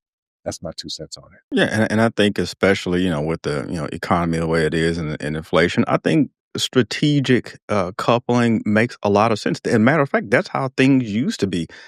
Getting married for the romance and the hallmark of it all. I mean, that's fairly new.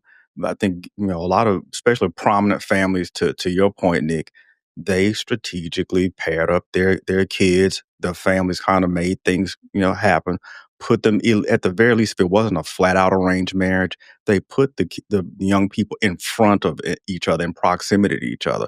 I think that makes a lot of sense. I mean, if we're spending a lot of time together for years on end, I'm over at your house a couple of days a week, you're over at my house a couple of days a week. Let's cut out the BS. Let's move in together. Let's stop, giving the system 2 mortgages or 2 rents, having 2 toasters, 2 refrigerators, 2 of everything.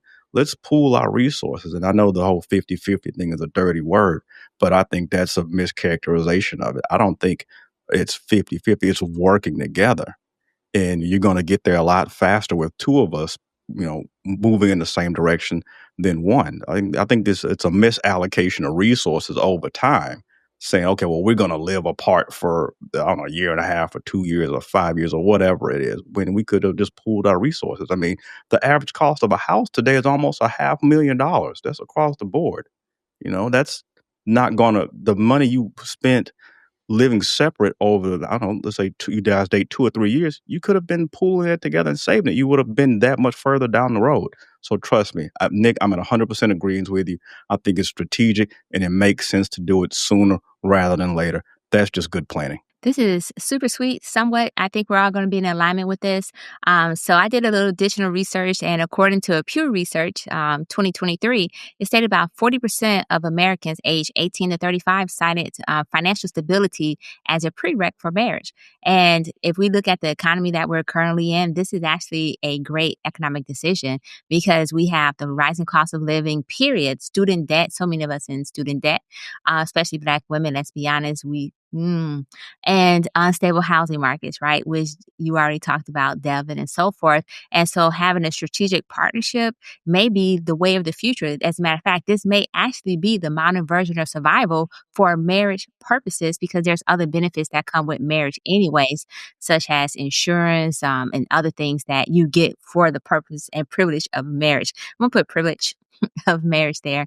And so I also find it interesting that this is not a new phenomenon in other cultures. Is actually financial alignment was never new. It was actually the way of life because they're looking at the way to align economic stability with a family. So families were looking to increase their status or maintain their status through these financial liaisons, aka strategic partnerships and so forth.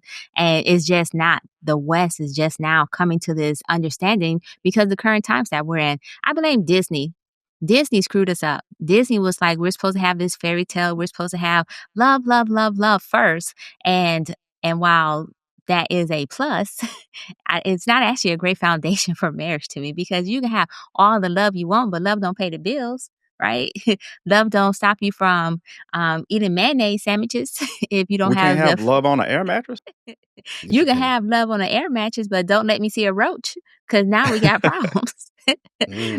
And so unless they're already in financial alignment and they're building together, right? So they have a vision and a dream, then yeah, love can probably pay the bills in that way because they're building a dream together. But based on the economy now, why start that way? Why not start off with somebody who's already been financially responsible and you say, you know what? This might be a good look for us, especially if you're already having what do they call friends with benefits? That's what they're called, friends with benefits. And even if you're not friends with benefits, I actually heard somebody who mentioned that a long time ago. They almost did it just because they wanted additional benefits of being married and having somebody there to assist them. And so I think it's something that has always been in the works, and we just choose not to do it because we've been told that marriage is supposed to be all about love. We romanticize it thanks to Disney, thanks to the princess and the fairy tales and so forth. We've always romanticized it. The question is, will we get the women on board with this other than the women who are already considered gold diggers, we'll put it that way, which, by the way, I prefer not to call them gold diggers. They're just looking for financial stability as well, financial stability and security. So it's just a matter of survival at this point. Ironically, the people who are looking for financial stability in the market often buy gold. That's why we call them gold diggers. But I think that it's smart. I agree with all of you in the sense that I think being strategic and thoughtful and intentional is the way to go. I think it's a survival tactic. It's going to be a trait we're going to have. I say we as to anybody who is going to be navigating economic waters in the near future, right? The social waters. So I think that's cool. I think also if it's used as a tool to kind of build the relationship that you want, right? Sometimes things work better when you write them out, right? Some vows are better written down. So maybe that's a good way to organize their relationship and to build that, be very intentional with it. It becomes explicit, right? And honestly, I think businesses are probably easier to dissolve than marriages, but that's a whole other story. But I said it to say, it's okay to approach things business-like, even if they're not as personal as other people think they should be in that thing. You can grow if you spend enough time with somebody. You will learn to appreciate the good traits that they have, the value that they bring, if they bring any value at all. You know what I'm saying? You spend enough time with somebody, you'll start to like them if you have no other choice and nobody else to hang with. In most cases, now whatever. There's no absolute rule. I digress. My point here, though, is all that stuff that'll come, right? But you know what's funny? People will talk about it being transactional, but everything is transactional. There's a give and take in every move of nature and energy, right? The positive, the negative, the hot, the cold. It's always transactional. Even if I do something altruistic, I'm getting a good feeling back from it, right? So these are just people who have been able to now categorize and what they really need, right? And to put things in a good perspective so they're not caught up in the story. They're not living some Disney fantasy. They are intentionally planning out a future and what it looks like. And they're learning how to communicate, to compromise, as someone said earlier, and to lay it all out.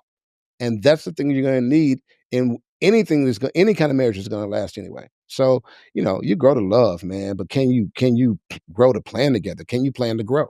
I'll say this though, because we all seem to agree, right? But it's not like this is the easy path either, right? Because if y'all choose to financially, like if the basis upon which you guys are going to come together is based off of finances, what happens if somebody loses their job, right? Like I think, yes, it is. I think if there has to be other things there in a foundation of a relationship, like can we communicate? Can we work through our problems? Can we conflict resolve? Those type of things. I think, yes, I both can say, hey, we have the same financial goals, we make good money, but you still have human beings in the mix nonetheless, right? And also what happens if one person doesn't, live up to their end of the bargain? Maybe they're like not as fiscally responsible, right? Because one of the top 3 reasons that even in relationships and marriages we talked about before was finances is one of the top, right? And so sometimes you can have people who start off on the same plan, but then life happens and then somehow you deviate from that initial plan. Right. So if you're going to couple financially, I think it sets up in such a way that you got to be disciplined for real, for real. You got to have communication for real, for real. It's not a thing that you can say, oh, because this is what I felt like when you ask these people these questions. Hey, would you do it? Sure. They're just thinking about how much money they're going to save. They're not thinking about the sacrifice. They're not thinking about the discipline. They're not thinking about the work that it's actually going to take. They're only thinking about the benefits of saying, oh, yeah. So I just feel like, yes, we can talk about the benefits of it, but we also got to make sure we talk about the challenges of it too, for real, because money is not like feelings, right? You can have all the feelings in the world, it can go all over the place, but when the rubber hits the road, the bills got to get paid. You can't pay them with feelings, right? So you got to deal with the situations. And then what ends up happening is one person's looking at the other person like, how the fuck did we get here? And as men, sometimes we brought the responsibility, right? Because we're supposed to be providers and protectors, and now she's not respecting you the way that you think she should, right? So so it shows up in a lot of different ways is what I'm saying, when people are not truly aligned on their financial planning goals, and when they don't have a certain level of mutual appreciation, love, and respect for each other. I get it, right? But those cultures, they have the other cultural, I think, scaffolds that allow them to build off of. Whereas for us, I'm saying, yes, let's put finance at the very top, but also recognize that also comes with a lot of responsibilities. There's other elements that need to be there for the relationship to be successful. So any other thoughts before we get up out of this particular conversation, since we all agreed? Huh? I think we're all ending on a high note. I think this is a good, positive vibe. I think we've all kind of coalesced and agree on being responsible. I do have one last toxic question for y'all, since y'all want to Okay. be all like nice and neat real quick. If a man and a woman decide to financially couple and they both work the same amount of hours, but she makes significantly less than he does, but he is willing to share with her in terms of the money and split, is it fair for him to expect her to do more around the house?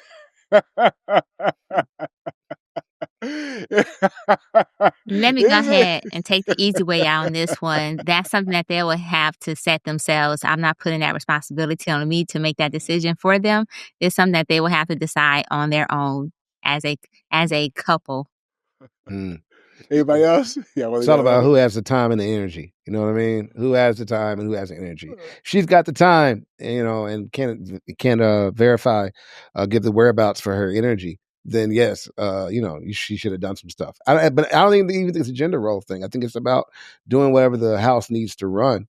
And so if that's what you got to do, it's what you got to do. Delvin, Yeah, I think that's a fair assumption. I think that's okay. Listen, I'm, in lieu of us, your contribution is in these other areas, because if we outsourced, all of these things that are done around the house, they would have a market value of X, and numbers have been crunched on the value of things, that women historically do around the house. So yeah, I think that's a fair value exchange. I'm not going to answer that. Moving right along before because He my punted. answer would indicate that yes, if I am making more, I am expecting you to do more. Yeah, sorry, because how else would the math add up? Like if we're both doing dishes, we're both doing the same fucking thing. The fuck what? It's imbalanced there. The fuck are y'all talking about? Okay, before we wrap it up, right? And since I'm feeling very toxic, one last question before we wrap it up. If you and your partner were to split now, who would have an easier time of finding a replacement? like, could Lena get another me before I could get another her? You know what? We're not going to ask that question today because some of us want to go to bed. That's a good question. That is an interesting question. It depends. Yeah. So y'all think on it. I might ask you at a later time. But anywho, any final thoughts before we get out of here, which I'm scared answers. Any final thoughts before we get out of here? S&M, ladies first. Go ahead. Yeah, I was ready to say that was a rhetorical question because I sure in hell was not answering that question. Not going to get me in trouble on this damn podcast. But anyways, so my final thoughts, matter of fact, I almost want to end it on that. But no, let me just go ahead and say this. I think that Diddy's downfall, Ayesha awakening is what I like to call this, is her awakening. And Cam Fliss pretty much just proves one thing, that everybody wants some type of freedom. And few are willing to accept the consequences or the responsibility of that freedom that they want. So that's what we're seeing this week. Okay, Jay. Yeah, I would say, listen, Hoe Phase, yo phase, know your phase. It's about, is it a phase or is it seasonal, right? Are you evolving? Or are you revolving? And then wherever you are in that, let's just deal with that. You know what I mean? And just be that kind of person. Just own that thing. That's all I'm saying. That's best of luck to you. Okay, Delvin. Well, I mean, we almost ended on a kumbaya moment, and then Nick went toxic with it. So shout out to him for that. We almost had it. But yeah, listen, you know what? This whole conversation has even got me thinking, you know what? The streets aren't for everybody. A lot of times, ladies, or maybe some of you guys too who got married early, you're not missing anything. And the streets will oftentimes send you back home to that point that S&M brought up earlier, about people, the 15% of people who get divorced end up getting back together. The streets rejected him. Like, listen, you're too good of a person to be out here with the heathens in the streets. Go back home to your spouse. It happened to Tia Mowry. It would happen with Ayesha Curry if she decided to go to the street. The streets are going to send her right back home. Go back to your husband, man. It's not for everybody. You're not missing anything. Stay at home. It's nice and warm then. I feel a bit responsible since I asked the question and since y'all were too pissy to answer it. So I decided, you know what? I'm going to answer it. I'm going to answer the question in my closing remarks. So the question is who'd have a harder time? She would. She would have a much harder time than I would. You know what I'm saying? Like, I don't even know why y'all scared to answer this. Well, I do kind of know. And let me tell you why. Right. And this is not for the fact, let me be clear. My wife is a much better person than I am. You know what I'm saying? Like, beautiful on the inside and out. This question was not even really a value judgment about us as individuals. I think is really more for me about market, meaning that I am probably better positioned to just be out here. You dig what I'm saying? And on top of that, because I'm a hunter, right, I'm more likely to gather.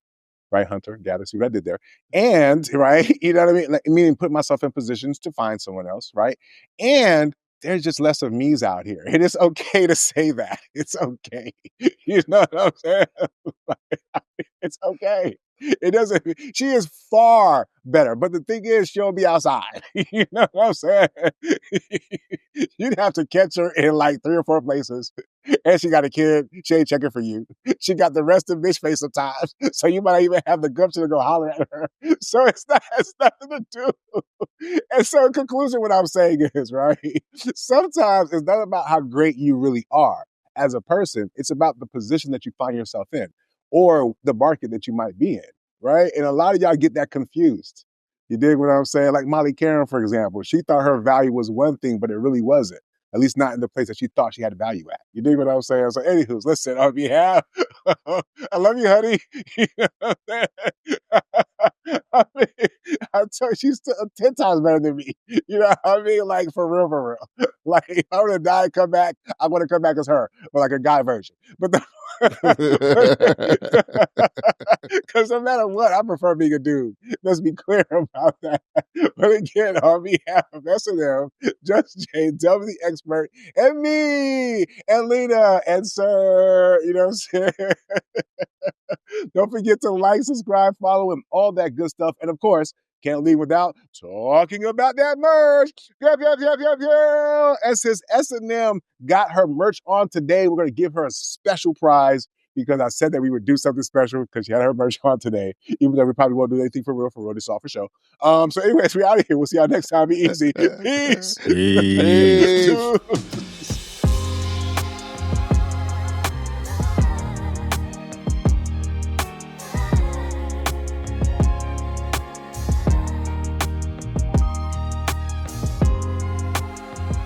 And of course, we gotta bring her right on back for Overdrive.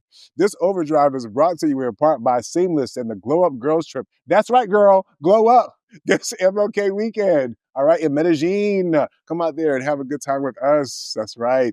Use the code BLCPOD for $100 off. But anyways, I feel like that was a good one for this one because I don't know if y'all saw the clip. But Superhead was on a podcast, right? And she was talking her talk. Now, if y'all know who Superhead is, I don't know what to tell you, but, you know. Anyways, her name says it all. I mean, you know what I mean? But anyway, she was saying, like, you know what?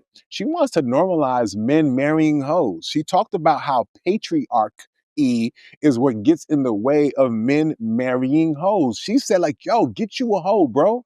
Like, you don't get all the sex you want and need, balls drained, all that. Why don't you get you one? Don't let patriarchy get in the way of getting your balls drained. So what do y'all think in regards to, I guess, this whole thing about pushing past the narrative of not marrying a hoe? Would you guys suggest that men be open-minded? Because she also went on to say that y'all marry these good girls, then you go fuck the hoes. Now you got problems at your crib, right? Why don't you just marry the hoe in the first place? You dig what I'm saying? So she was like making logical sense, I thought.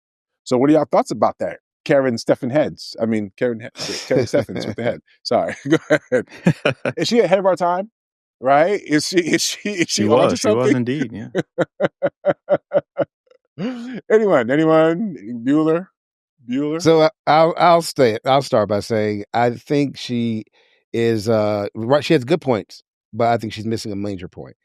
I think that women are hoes. Women are sensational hoes, situational hoes, right? Both of those things probably.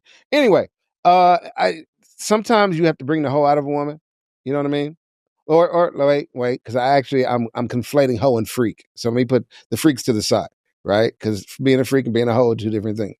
You know what I'm saying? So by her saying you want a hoe, you want a chick with some bodies and some mileage on her. I don't necessarily think that is what's the word? It should be extra weighted, either against her, past under a certain number, or for her, right? Because what it is, it's about skill. Yes, I would. Yeah, you want a woman who's got some skills, right? Whether she learned those from YouTube videos or watching porn or wherever she studied to get to school or the head knocks, hard knocks, whatever.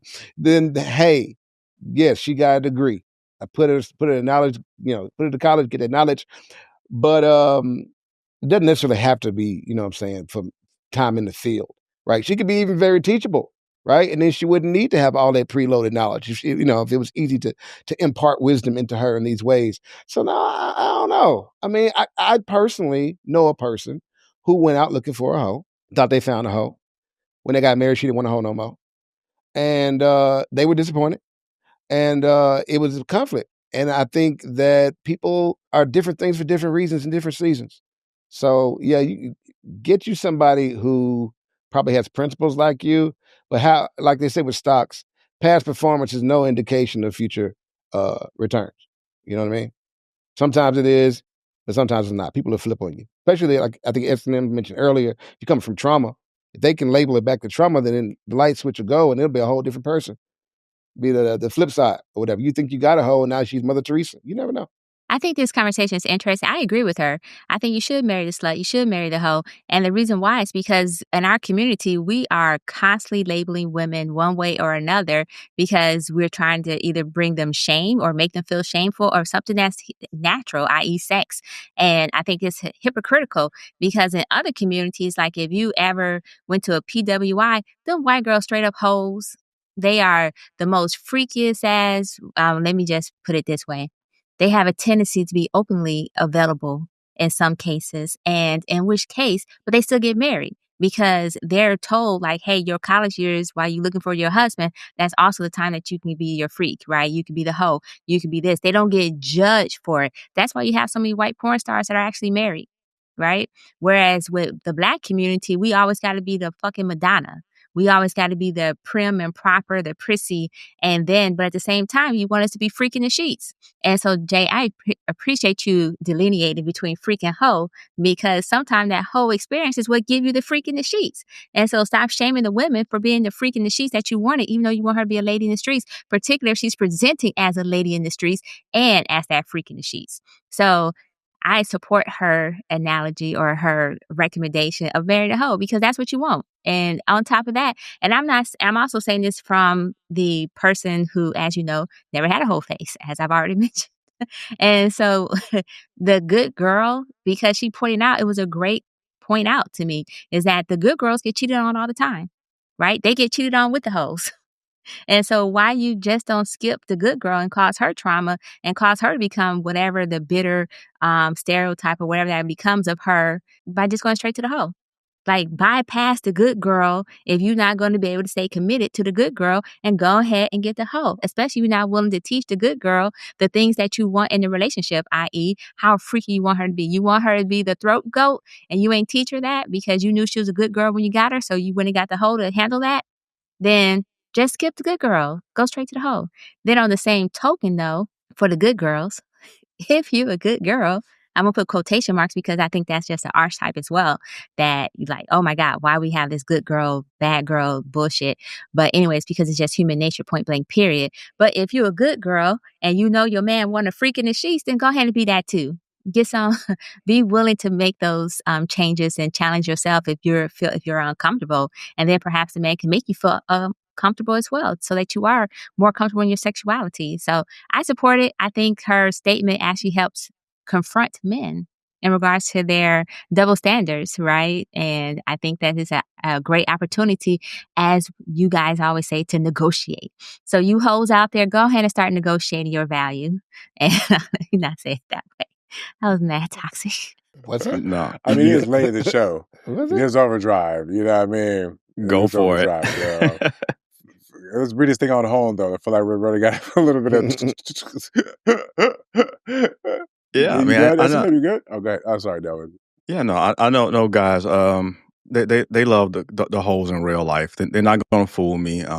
They want them, and yeah, they should probably marry him, man. Get somebody whose sexual aptitude is at the level you need her to be, man. Just cut out the bullshit. Stop cheating, and you know what? To that simple point, nobody ever cheated on their wife. She's like, why did you cheat on me? Like, cause she's got a prayer closet. That's not why you cheating. You cheating cause she topping you off in the broom closet. That's what you into. That's what you like. So we got to be honest about that kind of stuff, right? And the other thing I figured out too, guys who got access to quote unquote the hoes, they're not complaining about them. The only guys complaining about them is the guys who don't have access to them. That's what I've seen, and I'm standing on that. So get what you like. If you want to get somebody that's what is this whole good girl thing? SM, you're gonna have to explain. We have to quantify what a good girl is. I mean, does it mean she have trash head, or like I'm like no? I mean, like, what does that mean? We know what a bad girl is, right? For the purpose of this conversation, what is a good girl? Okay, so the good girl is the girl who shows up as pure, right? Where Okay. there's some type of purity that's associated with her because she has a lack of experience, or there's Like Ayesha Curry? purity. Yes, as a matter of fact, that's a great example of a good girl where where basically she got with the person when she was really young. And sometimes, don't get me wrong, because nowadays these young girls be wilding out too. But, and so there's a lack of experience, but that lack of experience show up because she's also good natured, good hearted, and basically Ayesha Curry represents what the good girl archetype is. And so there's a lot of good girls out there who get shitted on, and then they go and become bad girls because they got shitted on because the man cheated on them with a hoe. And so then they go say, well, why the fuck was I being all pure or faithful or whatever the thing is when you're going to cheat on a hoe anyways, cheat with a hoe anyways. Is that because they weren't good listeners? There's a possibility if they weren't having a conversation pertaining to their sexuality, or the satisfying the needs in the bedroom. So that's why I say it has to be a conversation. So, Delvin, you good with that? I'm surprised you asked that question. We all know what a good girl is, man. We grew up with Sanaa Lathan. We grew up Yeah, with, I you know what I'm needed saying? to be Like, quantified to make sure we're on the what you same mean? page. You grew up with Sanaa Lathan, my brother. Listen, Okay. that's still my boo. I mean, Well, if she coming and she walking here right now, I'm going. What's the other one that was with the basketball coach? She was in Boys to Men. Damn, I can't think of her name. Nina. It starts with Nia Long. Nia, come on, Nia man. Long. Yeah, Nia Long. We grew up in the generation where there was a bunch of these good girls as templates and archetypes for us to know and fall in love with. The fuck you talking about, man? Now listen, I don't want to conflate some things, right? Because I don't think a slut and a hoe is the same thing. Right? Because when I was listening to Karen Steffen's talk, she was like, you know what? I want a man who could wake up and teabag me and I'll be open to that. Right? Now, granted, because where the confusion lies is that because it's coming from Karen Steffens and we know her bodies, then it makes it more hoish to us. Right? But then again, depending on her relationship status with these men that she was with, she may not technically be a hoe, but we confuse it because it's her, right? So I want to separate those two things. And because to your point earlier, Jay, about Cam, some people may think she's the wrong person to give this message, but she's been married, she's maintained relationships. And so is she really the wrong person? So I think we have to separate the wheat from the shaft, I think. Pause if necessary.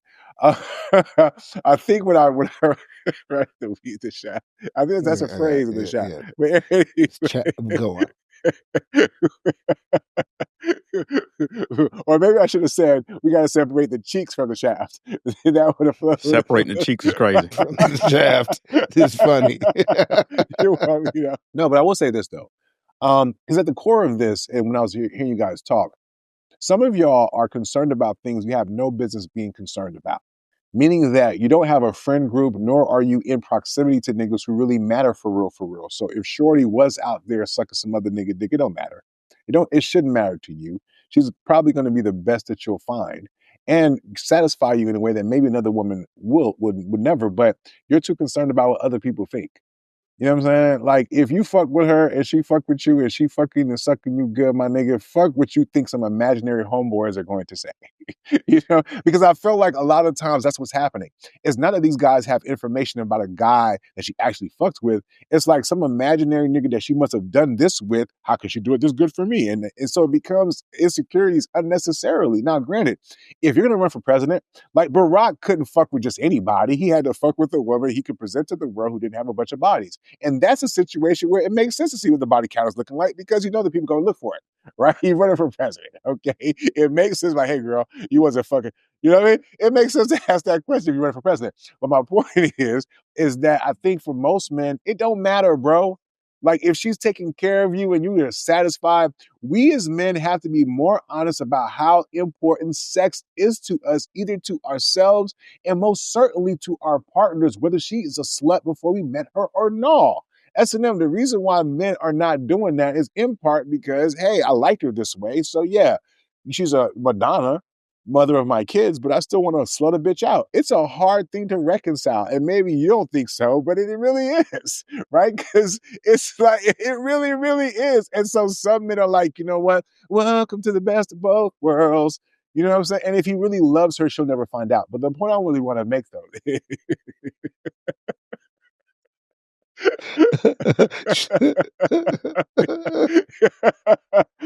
yeah, I'm stupid. These are just jokes. Look at the tag at the start of the show. But the point I want to make is that a lot of times men do marry for other things, but they don't prioritize sex. And I do think sex is way more important than we let on. Right. And so even if your woman isn't doing that thing initially, you do have to train her. You do have to teach her. You do have to invest the time. You know what I'm saying? And low key, you probably have to show up a certain type of way to get her to move in that way, especially if it's not something she want to do. Mm-hmm. You ain't never done anal before. Come on, bro. That's a stretch. You know what I'm saying? Pause if necessary, or maybe it's just a pun. But my point is, pun. He's on a roll tonight. No, I'm just saying. Like, I heard this woman tell a story about how her husband accidentally slipped in the wrong hole, and she was devastated by it. Right? But yeah, it was on Facebook.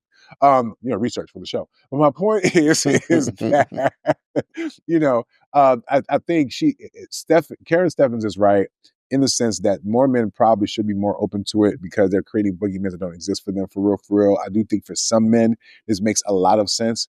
And for a lot of us, men will satisfy, as important as sex is, I think this also shows that men prioritize other things when it comes to marriage. And that's something I think is just difficult for people to reconcile. Right? Because you'll still marry a woman because she's a good mother of your kids. You can see her being like a partner that you can trust. You can see there's a lot of reasons. And so we'll be okay, because we think we can work on it, but then sometimes ain't much to work with. You know what I mean? So anyways, I would just stop there. I figure, I'm just, it's so funny when my kid gets sleepy, he just goes on a ramble too, and I realize I am the same fucking way. Anybody else want to close it out with any last thoughts? Anything you want to sell? Delvin, tell us about that cigar thing that's happening 9 months from now. Houston Cigar Week, get your tickets, man. I know we're going to be there. We're going to do the BLC pod live on the scene, so don't miss it. Be there with us or be nowhere. Yes, S&M. Tell us about the book that you can't give us a discount on. That's disappointing. Hey, I can't give a BLC pod discount, but I can do a Kindle discount, Maybe I can call it a Kindle discount BLC pod discount. I don't know. But with that being said, is Black Women Need Love Too, a book about relationships, self-love, and community. And basically it's a book that helps unpack the harmful narratives that we have internalized to our detriment, such as the angry Black woman, the strong, independent Black woman. But, it's not just for women, it's for men too. So we also talk about the angry Black man, the fact that Black men are all dogs, or so they claim. These are all harmful narratives. So let's have a conversation, start unpacking this, and see how we can heal and grow in our relationships. Yes, and Jay, tell them about the wood that you like to put in people's mouths. Pause. Definitely pause after that one. Tell us more. Pun. So yeah, speaking of Houston Cigar Week, Goodwoods is planning on being there, so it's definitely going to be a party. Goodwoods has also activated our BLC Pod coupon code. Go use it. I'm not going to tell you what you get. You got to buy something, and then you'll find out. But yeah, and we're looking forward to great things happening, man. Great things happening. Yes. And listen, y'all, in the words of Boyz II Men and Wanye and them, although we've come to the end of the pod, still I can't let go. It's unnatural. You got to grab the air like they used to in the 90s. And on that note, we're out.